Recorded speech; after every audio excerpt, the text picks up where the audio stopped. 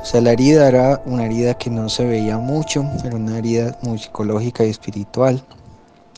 Era la herida de no poder ser quien era realmente y tener que ocultarlo todo el tiempo. Eso fue formando una herida muy grande que me estaba haciendo mucho daño en muchos aspectos.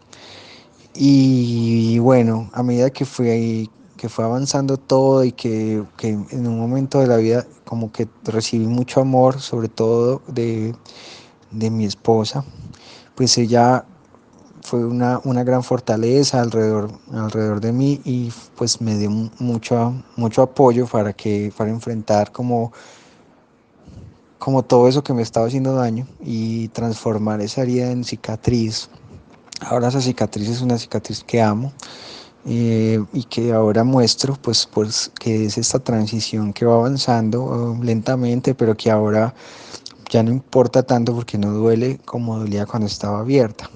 Que la vida se puede transitar simplemente y que uno al transitarla, si uno la transita de forma sincera y honesta, eh, pues es como que no hay necesidad de buscar o de ir a ningún otro lugar más que al tránsito mismo, que es unir.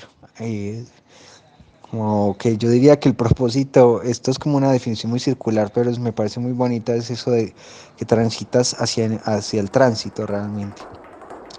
Como que la meta es seguir dando vueltas y se vuelve este buroboro, pues como la serpiente que se mueve la cola, pero que no necesita nada más, porque ya no hay un final ni un principio y se confunden. Por eso me encanta la palabra tránsito.